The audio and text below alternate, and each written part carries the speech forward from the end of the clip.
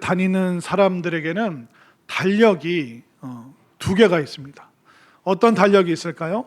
보통 우리가 일반 사람들이 쓰는 태양력이라는 달력이 있죠. 월요일부터 또 주일까지 이렇게 쭉 7일의 그 달력이 있습니다. 그런데 우리 그리스도인들에게 두 번째 달력은 뭐냐면 교회력이라는 달력이 있습니다.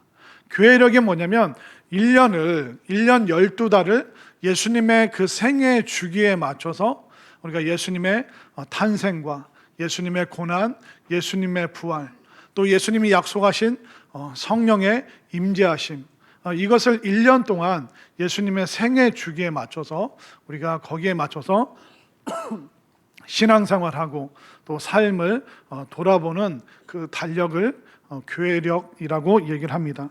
그래서 오늘은 교회력으로 종려주일입니다.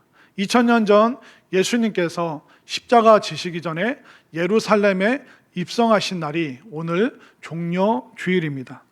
그런데 예수님께서 그 예루살렘에 입성하실 때 사람들이 예수님이 지나가시는 나귀를 타고 지나가실 때 그 밑에 그 나귀가 흙을 밟지 않도록 겉옷을 깔았습니다. 그래서 사람들이 무엇을 흔들었을까요? 종려나무 나뭇가지를 흔들었습니다. 한번 사진으로 보여주실까요?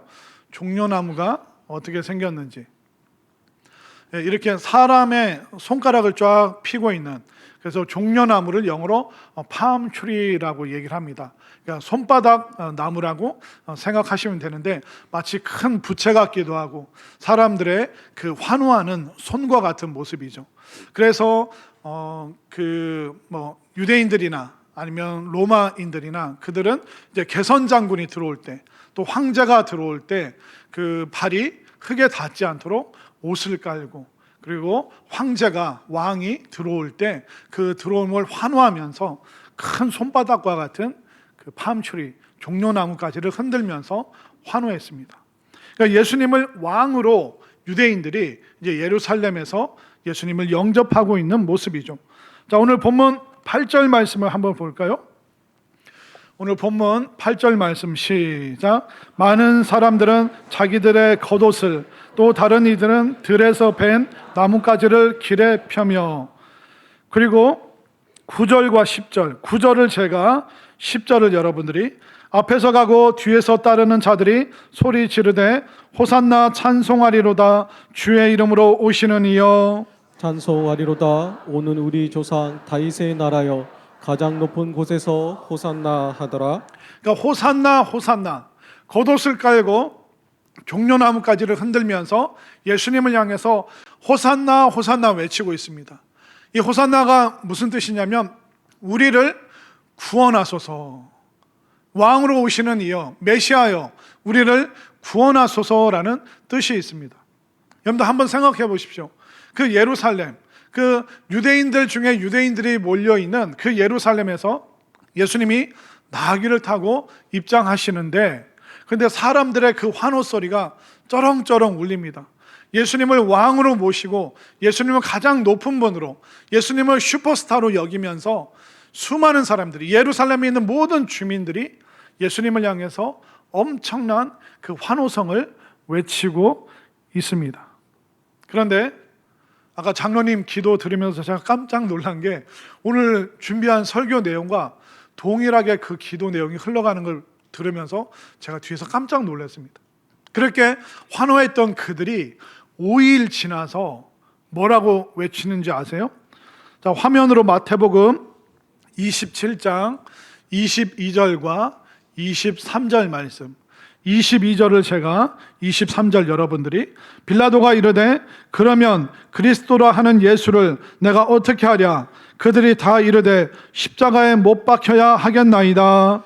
빌라도가 또 이르되 이쯤이냐 무슨 악한 일을 하였느냐? 그들이 더욱 소리질러 이르되 십자가에 못 박혀야 하겠나이다 하는지라. 그러니까 빌라도라는 사람은 저 예수라는 사람이 도대체 무슨 잘못을 저질렀느냐, 무슨 법에 저촉되는 행위를 무엇을 했느냐. 그런데 그 사람들은 5일 만에 돌변해서 우리는 모르겠고 그를 십자가에 못 박아야 됩니다. 그를 십자가에 못 박아야 됩니다. 5일 전에는 호산나 호산나 우리를 구원하소서 우리의 왕이여 그렇게 환호했던 그들이 예수님을 십자가에 못 박으라고 소리를 지르고 있습니다. 환호했던 군중들이 예수님을 향해서 야유의 목소리로 변했습니다. 그렇게 열광적으로 모였던 그들이 차갑게 식어서 지금 다 흩어져 버리고 있습니다. 사람이 어떻게 이렇게 5일 만에 돌변할 수 있을까요?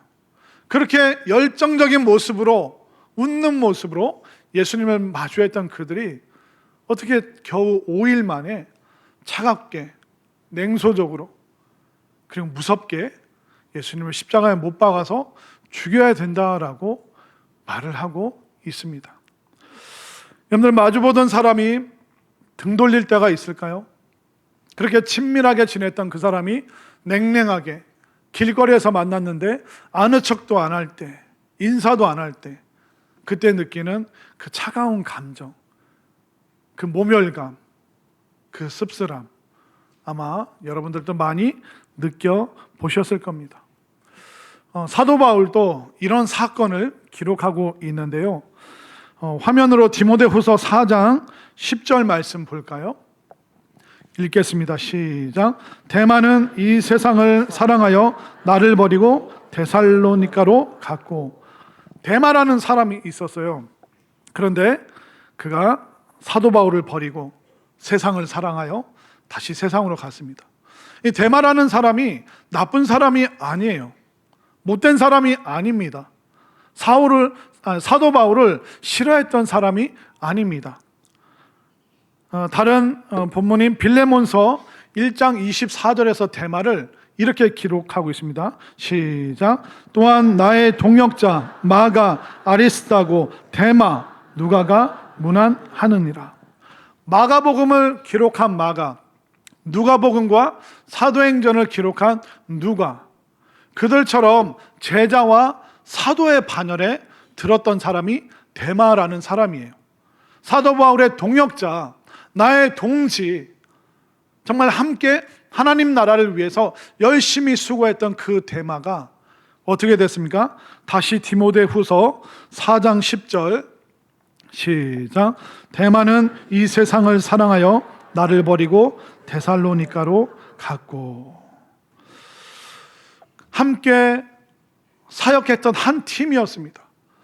동역자였어요.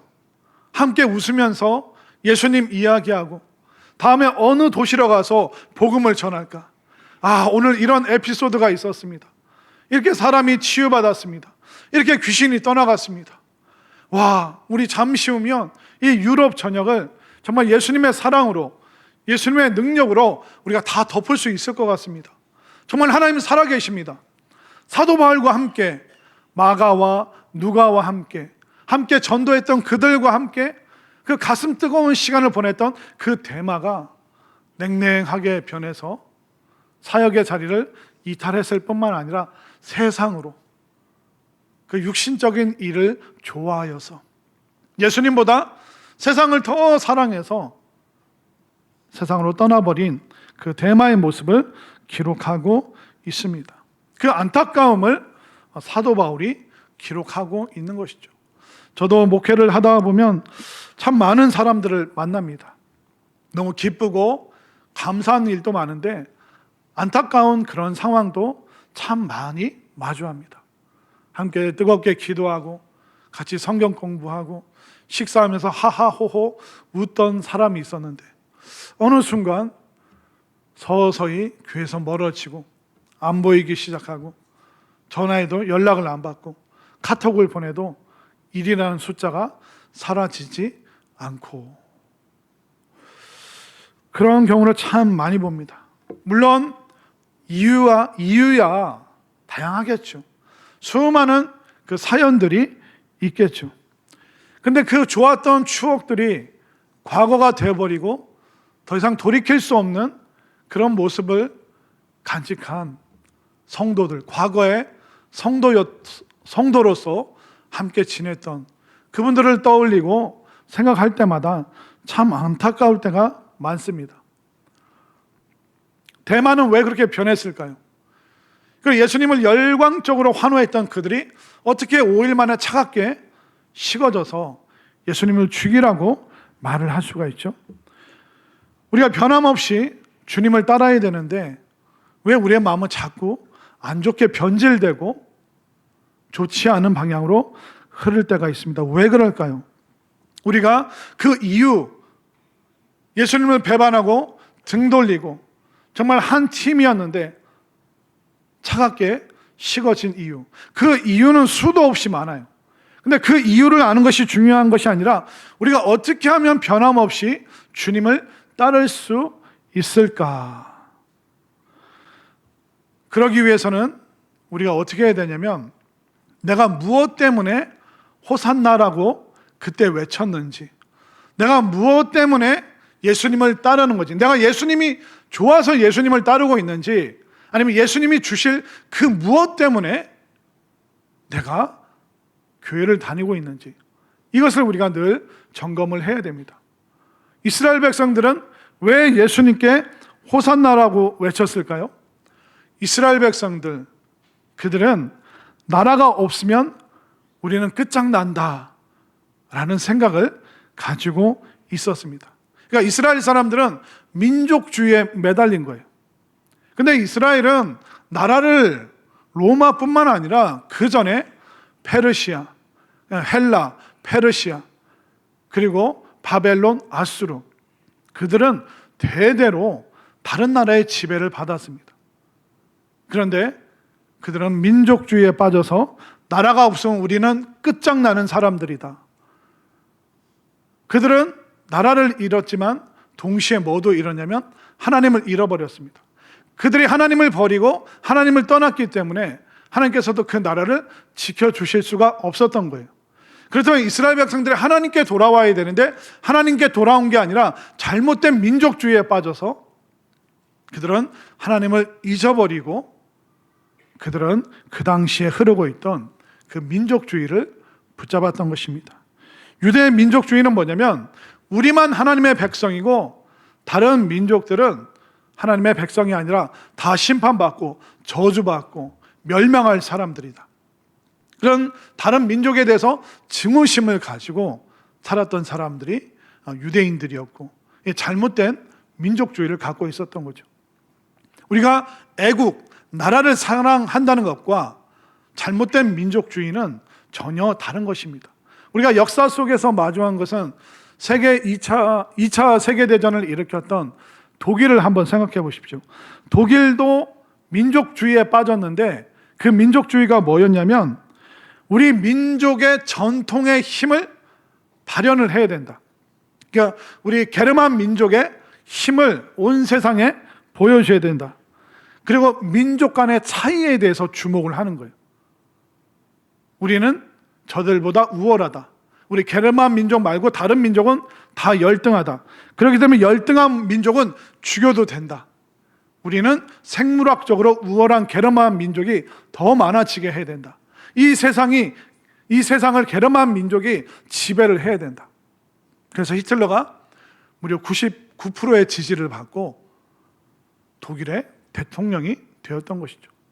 그러면서 온 세상을 전쟁의 구렁텅이에 빠뜨리고 말았습니다. 애국과 민족주의는 한 끗 차이예요. 그런데 다른 민족을 열등하게 바라보고 민족 간의 차이를 자꾸 구분 지으려고 하고 피부색, 언어, 그걸로 차별하다 보면 열등한 민족은 제거해야 된다라는 무서운 결론까지 이를 수가 있다는 것입니다. 오늘날 대한민국은 나라를 사랑하지만 우리가 민족주의에 이상하게 빠진 사람은 없습니다. 그런데 오늘날 우리가 점점 좋은 시대를 살다 보니까 민족주의는 아니지만 우리가 빠진 게 뭐냐면 개인주의, 이기주의, 그리고 자기애에 빠져 있습니다. 그러니까 이기주의와 자기애에 빠져서 예수님께 호산나 하는 거예요. 예수님, 나만 축복해 주세요. 예수님, 나만 바라봐 주세요. 하나님의 그 축복은 나에게만 허락됐으면 좋겠어요. 내 자식에게만 허락됐으면 좋겠어요. 우리가 잘못된 개인주의와 이기주의와 자기에 빠져 있는 것이 오늘날 대한민국의 어떤 현주소라고 말할 수 있습니다. 자기에 빠지거나 이기주의에 빠진 사람들은 자신의 역할에 매달려 삽니다. 그러니까 어떤 민족적으로 나를 증명할 방법이 없기 때문에 자신을 증명하는 방법이 뭘까요? 역할. 내가 이런 역할을 해야 돼. 나 지금 이런 역할을 하고 있어. 내 명함에 이런 직함을 갖고 있어. 역할로 자꾸 사람들이 자기 자신을 증명하려고 할 때가 많이 있습니다. 그러니까 역할에 매달린 사람은 굉장히 분주해요. 너무 바빠요. 성경에 그 대표적인 인물이 누굴까요? 마르다입니다. 마르다는 주방에서 자기의 역할을 하지 않으면 자기 존재감이 없는 거예요. 나는 아무것도 아니라고 생각한 거예요. 그러나 마리아는 어땠습니까? 음식보다 예수님 발 아래에서 지금 예수님의 말씀을, 예수님의 이야기를 듣는 것이, 예수님이라는 존재에 더 가까이 가는 게 소중해. 그렇게 여긴 반면에 마르다는 내 역할을 해야 돼. 내가 더 멋진 요리를 해야 돼. 내가 더 맛있게 해야 돼. 데코레이션을 잘해야 돼. 이걸로 예수님께 칭찬 못 받으면 나는 의미 없는 사람이야. 그러니까 자기 애에 빠지면, 이기주의에 빠지면 자기 역할에 완전히 매몰이 되어 버리는 것이죠. 그런 역할에 빠져서 살아가는 사람은 늘 불안합니다. 오늘날 많은 부모님들이, 특별히 많은 한국의 엄마들이 자기 아이가 우상이 되었죠. 그러니까 자기를 사랑하죠. 근데 그 사랑이 누구에게로 투영이 돼요? 자기 자식에게 투영이 됩니다. 그러니까 부모가 자식을 사랑하는 건 본능이죠. 당연하죠. 근데 어느 순간 그 아이가 우상의 반열까지 올라갑니다. 그리고 이 아이를 통해서 나의 역할을 증명하고 이 아이가 내 인생의 트로피가 되어야 되니까 그때부터 그 역할에 빠져서 하지 말아야 될 그런 실수들을 많이 하게 되는 경우를 보게 됩니다. 친구도 마찬가지예요. 내가 친구의 역할을 안 하면 내 존재감이 없다.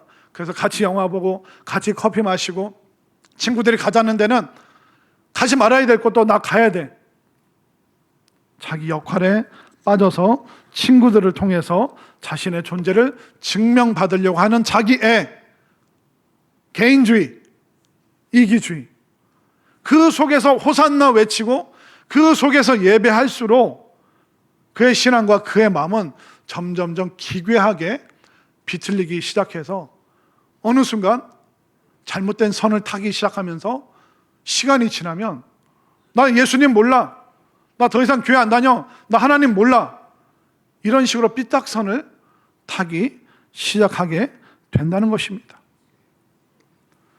우리는 무엇 때문에 호산나 예수님을 외치고 예수님께 예배하고 있습니까? 정말 예수님의 그 구원, 예수님의 사랑, 예수님의 그 은혜의 기뻐에서 예수님께 나오는지, 예수님이 주실 그 무엇, 예수님이 주실 그 어떤 혜택, 그걸 바라고 온다면 호산나 외쳤지만 5일 후에 그를 십자가에 못 박으소서 하는 무시무시한 군중으로 우리가 돌변할 수도 있다는 것입니다. 여러분들은 어떻습니까? 뭐에 빠져 있습니까?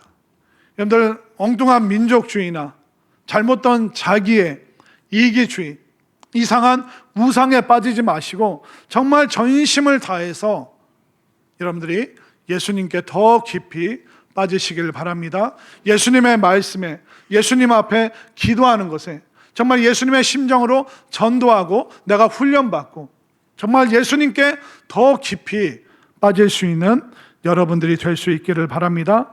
그러기 위해서는 우리가 예수님을 올바로 알아야 돼요. 예수님을 어떻게 알 수 있죠? 화면으로 요한복음 6장 68절과 69절, 68절 제가 69절 여러분들이, 예수께서 12 제자에게 이르시되 너희도 가려느냐? 시몬 베드로가 대답하여 주여 영생의 말씀이 주께 있사오니 우리가 누구에게로 가오리까?